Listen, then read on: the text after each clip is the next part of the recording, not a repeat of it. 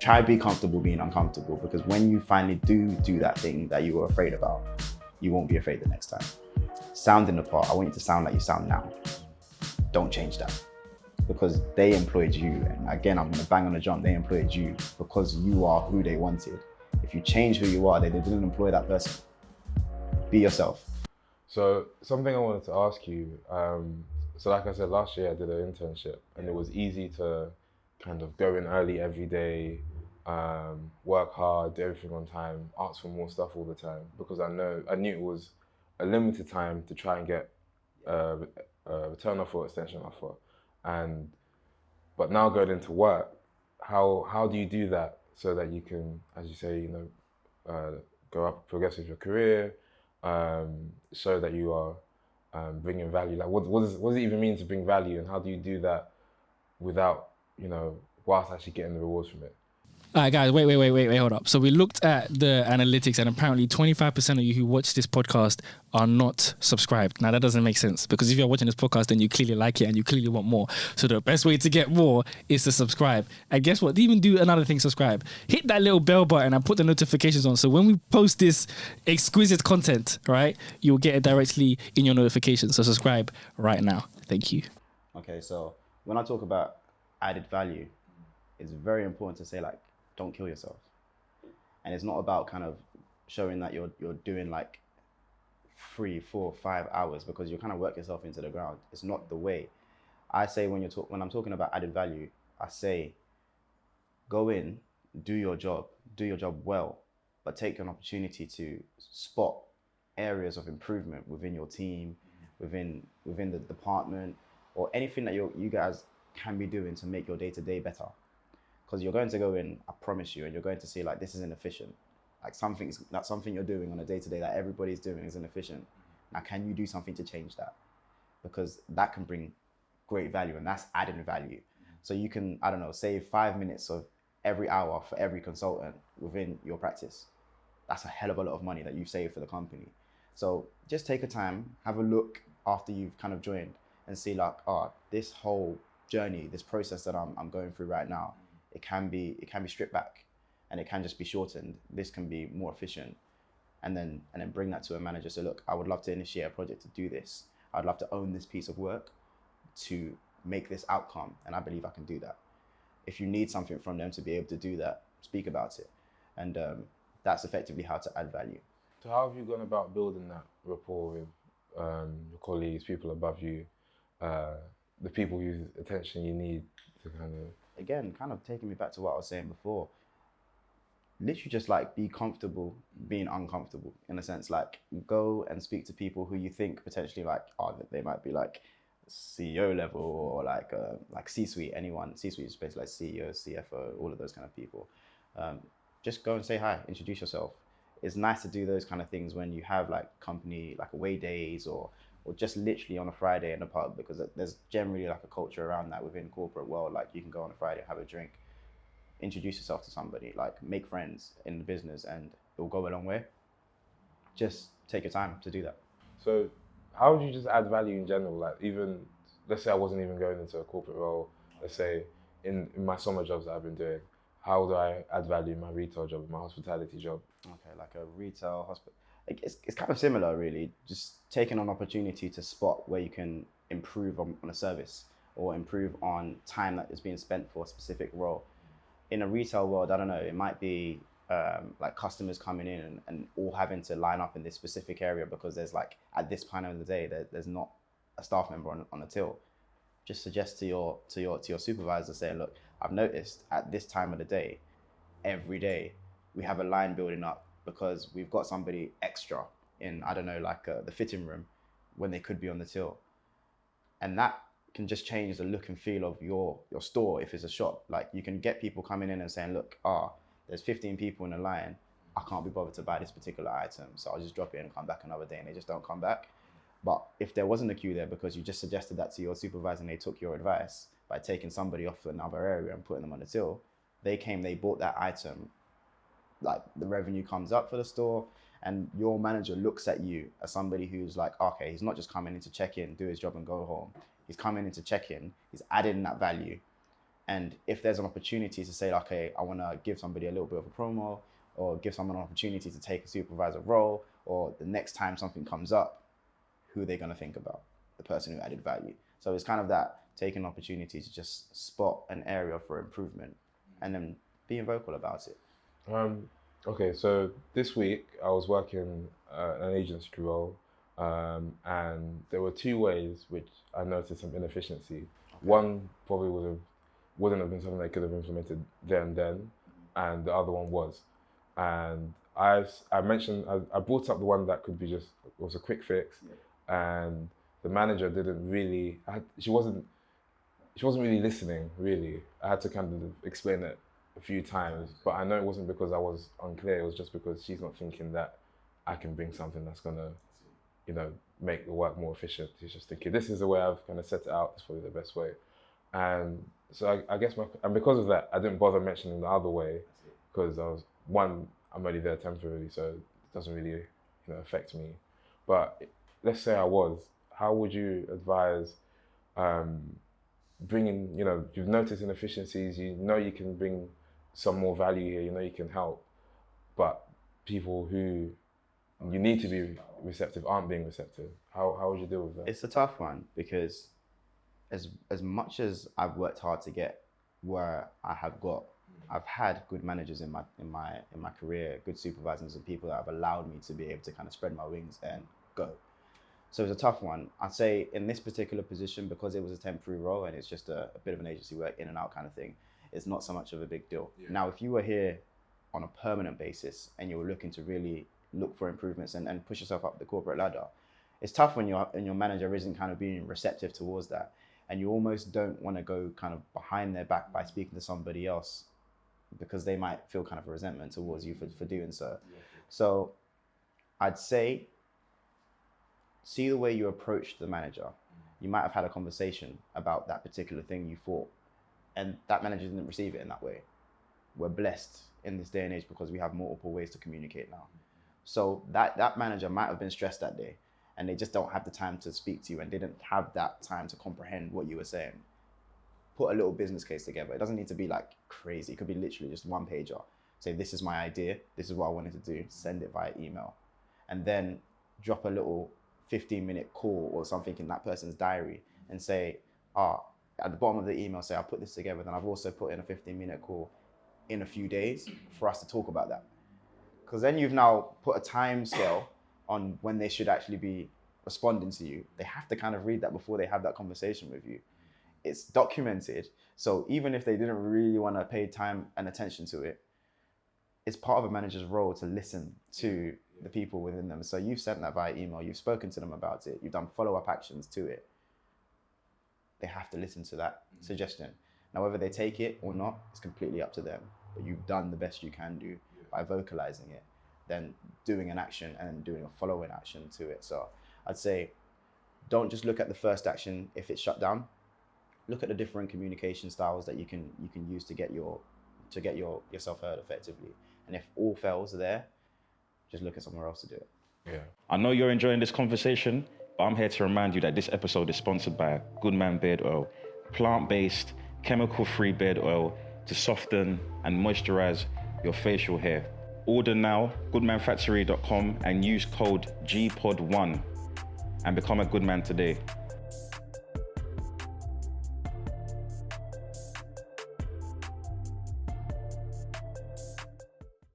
Okay, that's cool. Yeah, last year when I was on the internship, so I was familiar with some different software, Airtable, that could have done what they wanted better than Excel.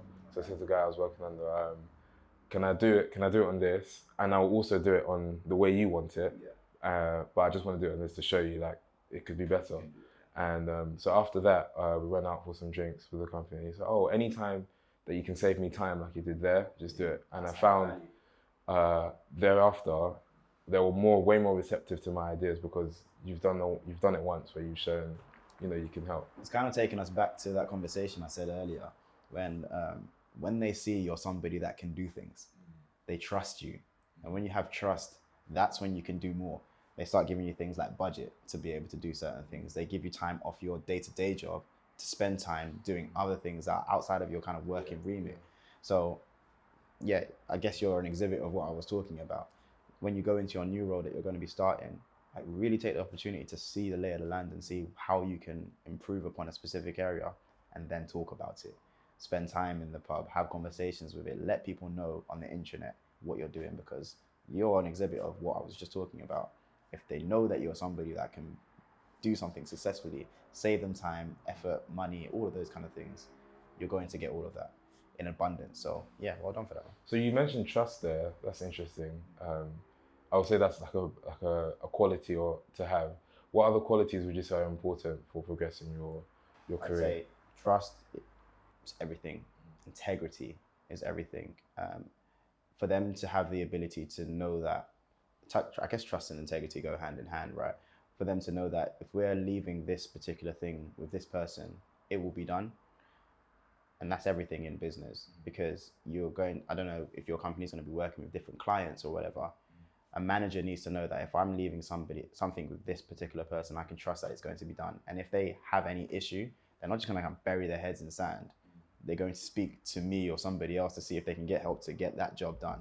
So trust and integrity is everything. I'd say just the general things that you'd expect from somebody who's a professional. So like punctuality, appearance where it needs to be. Like my place right now, you can absolutely wear anything to work. Like anything. I've seen people come in with flip-flops, whatever. Like, and we're a serious business. But when you're seen in client, look the part.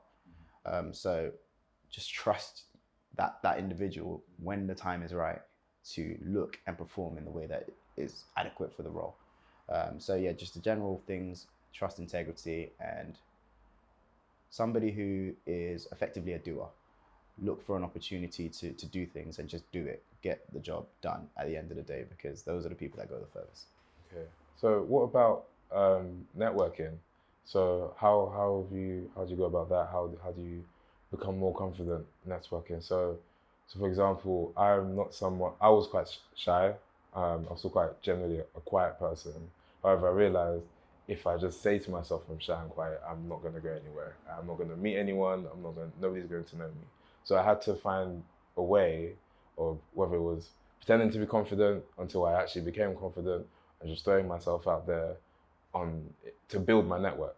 So how would you advise building a network, and what kind of behaviors do you have to develop in order to be successful in building a network? That's a really good question, because I think I'm quite similar to you. A lot of people will see me and think, oh, Cass, when I'm outside with my friends in a place where I'm in my comfort zone, I could be seen as the life of the party in that particular space. But when I was going into the working world, it was a very different place, and that dichotomy was just a bit weird for me.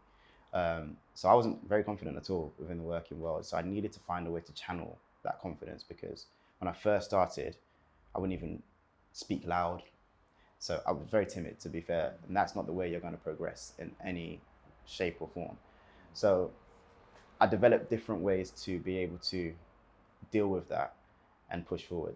One thing I would do before I was going to do like a presentation or anything of the sort, I would take the time in my own time to go over that presentation loads of time, and then present that back to literally myself in the mirror. See how that was going, like how I was coming across, and I saw certain behaviors that I was doing that just didn't look right and professional. So I would change that in the mirror. And then I've done this a few times where effectively I'm not reading off the PowerPoint anymore, it's here. And when you see yourself do that for a few times, you realize that I can do this to X, Y, Z, like people. The biggest thing for me back when I was at Pearson in my first company, when I became the team leader of the data quality team, they're called custom operations. There was a project effectively to release results to the whole world. So you'll see the big results there in GCSEs and A levels in August. And that was my project that I had to run. And that's 2 million results. This is so important. You're bringing different people from around the business. And on every Tuesday in the run up to results, I had to have every kind of manager, director, operations director on a call to talk about their different elements. And I'd never done that before. I was so scared. Like I'd have to go to the toilet before going on the meetings and everything like that. And this was back before COVID. everything was face to face. So in a big boardroom, little old me had to do that with all of those people. So I did that technique. I spoke to myself in the mirror. I spoke to my family. I let them build me up to be able to do that thing and that presentation and speak to those different people. But don't, for my kind of biggest advice I gave myself is don't be afraid to put yourself in a position that is not comfortable. So try to be comfortable being uncomfortable, because when you finally do that thing that you were afraid about, you won't be afraid the next time. Because I walked out that room, my manager said to me, "Smash that, Marcus, like, well done," kind of thing. And I was like to myself, like, "Raw, I was just in with big this guy, and that was fine." And then the next day when I was walking around the building, that big guy said, "Oh, hi Marcus, how you doing?" And then I would walk to another floor. "Oh, hi Marcus, how you doing?" All of these people now knew me as somebody who could do something and bring all these different elements of the business together. So be comfortable being uncomfortable until you are comfortable. That's the only way I can say it. There's no other way to say it, but you just have to push yourself to be great. And when you are there, you will bark, like you will embrace it. Like you're only going to sink and swim, and I trust that you're going to swim. I do. So just push yourself and get into that space. Like now, I will literally create a presentation for C-suite people for every company like 2 minutes before I'm going on the presentation. I don't even know what's on the slides sometimes. My team might do the slides and I'll just go and present them because they need somebody in a position of power to present it. It's not the slideshow. Yeah. That's what I'm realizing nowadays. It's not the slideshow and the content on the slideshow. It's how you're coming across and how confident you look. They're buying into you because people buy from people, and then the asset is just what's there. So build that relationship and that rapport and kind of focus on that. And remember, like, if you're robotic, if you're coming across like nervous and everything of the sort, how is somebody going to have confidence in you to be able to deliver something? So like that, the thing that you're presenting is almost not important. It's about building that rapport. So I might deal with David Sands over there and be like, "Hi David, how you doing?" Or if I go, hi David, like, "How you doing?" He's not going to believe in me or anything I'm selling. So be confident, speak to David as if you're speaking to him on the road and he was, I don't know, the person at your checkout in your supermarket. I just think to myself all the time, this person is no different to me. Yeah, and exactly. Keep reminding yourself that this person is no different to me, because I'm quite a good footballer.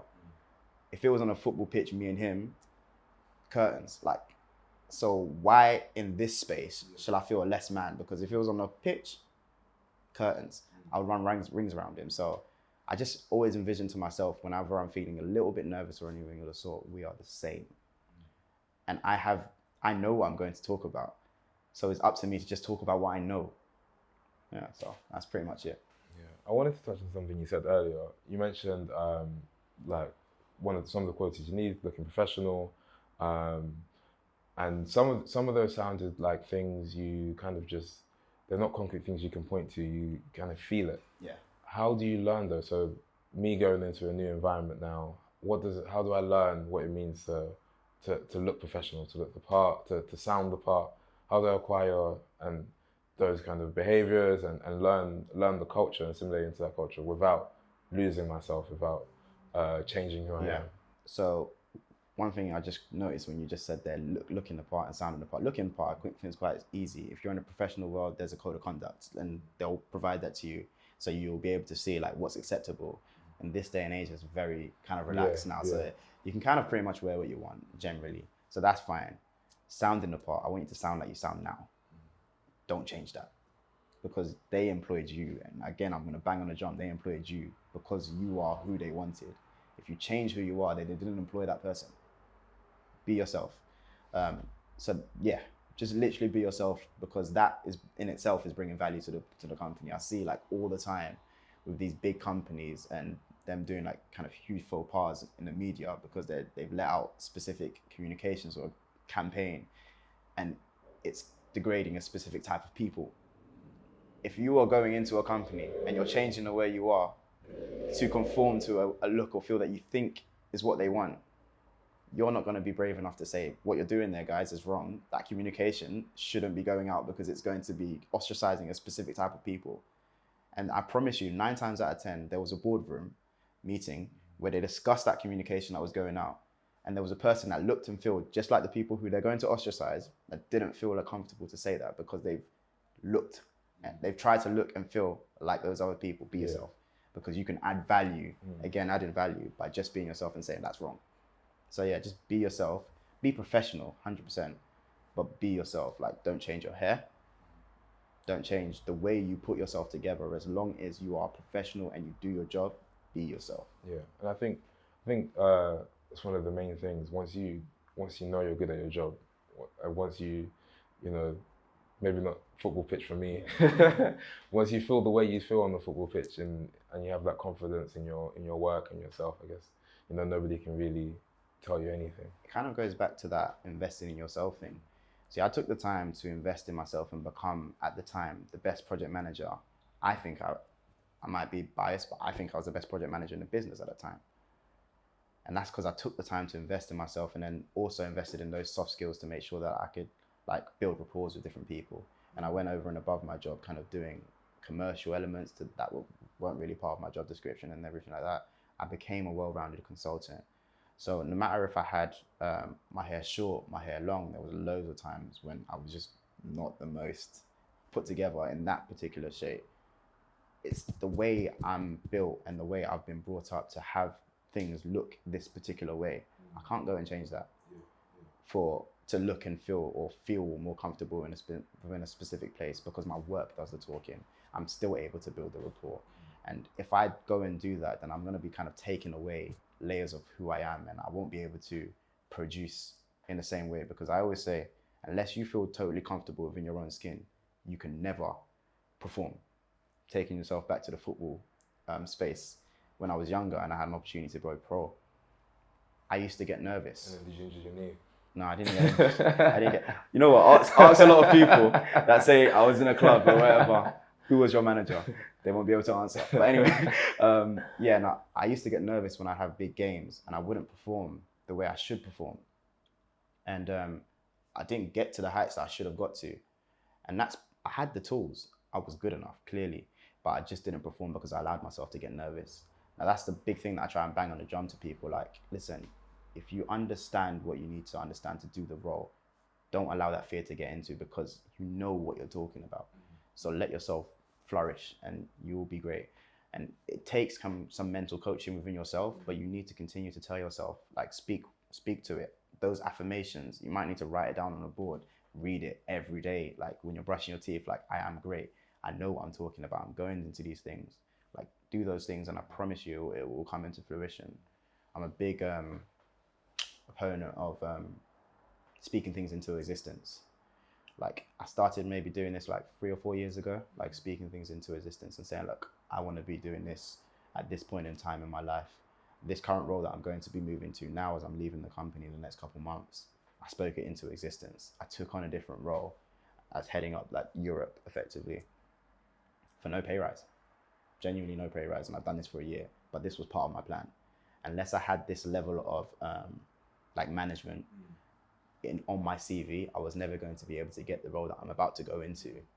So I took that sacrifice, but I planned it out and I spoke what I wanted to do into fruition. So it's now a year and 2 months later, I'm going for an interview. I've spoken to 4 companies and I've got 3 offers on the table. I had choice to choose between the companies and they effectively started interviewing. It felt like I was interviewing them. They were like pushing to have me, where it was like, I've just had a conversation effectively. So speaking that into existence and also being able to kind of do the work behind it to support that, you will be in a great place. So like, yeah, I'd say it's super important to me, and I feel like it should be important to everybody. And when you go into your new role and you have conversations where you're like one-to-one with your manager, I feel like for people, they often don't talk about where they want to be, and they're afraid to say that to their manager.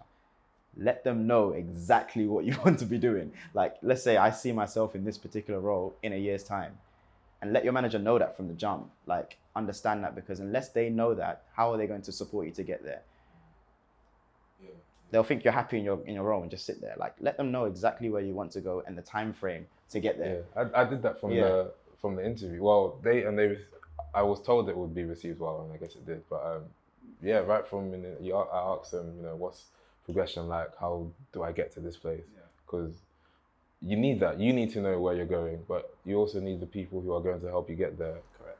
To know where you're going. Yeah, because I know you're enjoying this conversation, but I'm here to remind you that this episode is sponsored by Goodman Beard Oil, plant-based, chemical-free beard oil to soften and moisturize your facial hair. Order now, goodmanfactory.com, and use code GPOD1 and become a good man today.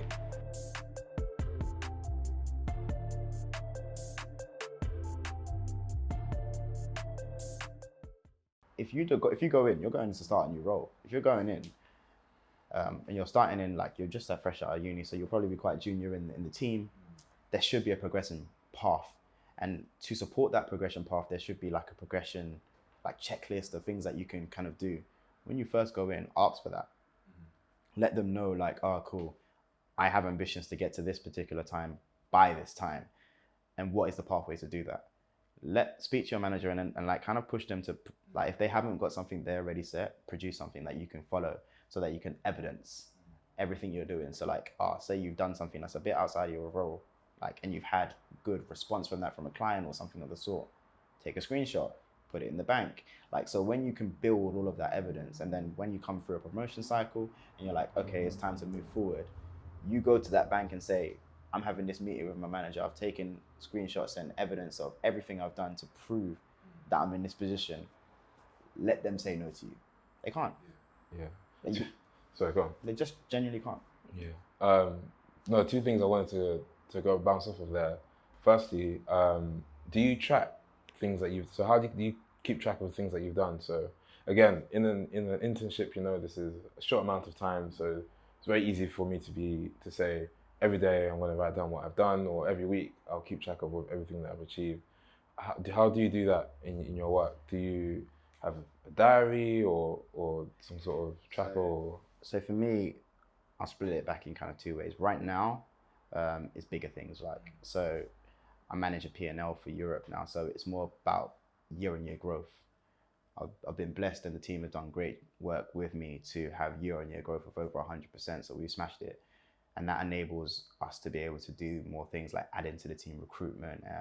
I can take my team out for kind of team nights out and all of that kind of stuff all on the company, because the amount of money we're bringing in, that's justified. So that's great at that level. But at the kind of granular level, when I was on the way up, it's very different. Sorry, you can answer the question again. I've just gone blank. Oh no, I was saying, how do you keep track of the achievements at work?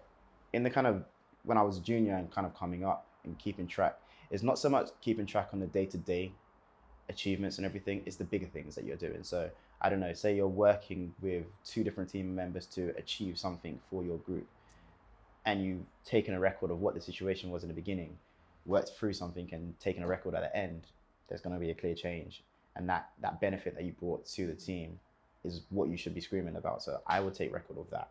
It's all the big things that I would do over a 6-month span or something like that. You might have maybe like 5 or 6 things that you can talk to. Always, like, the most important part is taking a record of the situation before you did it. And then the work you did, document that, and then the situation after you did it. So you can clearly go to a manager, say, look, this was a situation before, this is the work that we did, and this is the outcome, and this is the benefit that we brought to the team, and this is what I did within that to support that outcome. So it's evidence. It's kind of like back in GCSE days, my teacher used to say, point, evidence, explanation. What is your point? And what are you doing to evidence that? And then what are you doing to explain that evidence effectively? So yeah, I always say, like, whenever I'm thinking about doing something in a presentation or anything, I go back to my English teacher, Miss Prina. It's PEE. Everything you do, point, evidence, explanation. So what are you doing? Evidence what you're doing, explain that, and the outcomes to it. And if you do that through life, you'll be good, literally. So following from that, how do you then use that to negotiate for bigger salaries, ask for bigger roles? What kind of tips do you have for that? Okay, so this is a contentious one with salary. Salary is a tough one, all because you almost don't know sometimes, unless you've been given a pay band for your particular role, what you could be earning for your business, because the next man next to you potentially could be earning quite a lot more. Understand what you want to get, and if you want a 10% increase, I would go in and ask for something like 18%, because they're 9 times out of 10 they're going to be a negotiation, bartering, or something like that. I stay away from speaking about specific figures. If you're on, let's just say 30k, and you want a 5k increase or a 10k increase, for somebody like a manager, and you come in and saying I want to be on 40k instead of 30k, they're thinking, wow, that's quite a big jump up. Even though you could evidence it and evidence why you are worth that money, that monetary amount might put them away from kind of giving you that increase. So I stay away from talking about figures, work out the percentages of what you want, and then go and say, look, I've worked this hard, I've evidenced this amount, this is my value in the market, and I would like to have a 15% increase. That 15% increase might actually be like 42k, but it's a percentage increase and it's justifiable, and it's taken away from the kind of monetary aspect of it. And you can say, look, am I not worth the 15%? Because the market is saying that as well, and they don't want to lose you. Remember that. So yeah, take it away from monetary and talk about percentages. This is a slight tangent, but have you had to do that in your career? Yeah, multiple times. When you've done that, have you also taken into account inflation? So this is something that me and my friends have joked about, saying when it's time for a bonus, we're gonna have to ask for more because of inflation. But what do you use to determine the percentages? A lot really. I firstly, I don't focus so much on the job and the work. I focus on my life. There's different times in my life when I wanted to do different things. When I was younger, I just wanted to buy a car. Let me just be real. I was living in my mum's house. I just wanted to buy a car. When I was getting a little bit older, I thought I need to get on a property ladder. And to be able to get on a property ladder in this area, let's just say I needed 250k. If I need 250k, my mortgage lenders will only give you 4.5 times your salary at that particular time in my career or whatever. So I worked back, take like times in my salary by 4.5, and seeing what number that got me, and then how much my deposit would need to be for 10% on the 250k would be a 25k. Take that away from it, and you have 225. My salary at that particular time, I don't know, needed to be over that amount by 4.5 divided, if you get what I'm saying. So if I wasn't on that particular salary, I need to see what percentage it is. I don't care about the work. I need to be able to do my life decisions and be comfortable within that.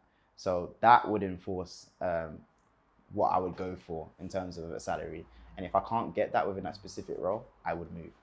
Luckily, I've always done well within the companies I've worked in, and I've kind of gone up every year. So the monetary kind of side has supported that as well.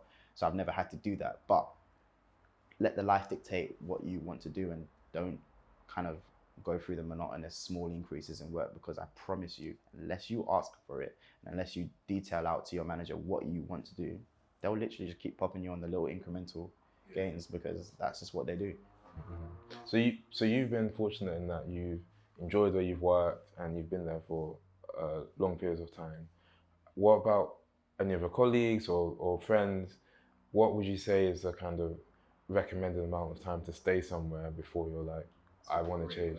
So, and the reason why I ask that is because I keep bringing up my internship, but the CEO said to me that one piece of advice is, if you're going to work somewhere, at least stay there for 2 years. Because when she looks at a CV, if she sees that someone repetitively leaves places before 2 years, she gets a sense that they're disloyal or they can't commit. So what would you say, is that arbitrary, or is that kind of an industry kind of rule of thumb? Or I think that's actually a really good piece of advice. You don't want to be seen as somebody who's a job hopper, because you can't invest time, effort, money into that person, because I'm going to train you.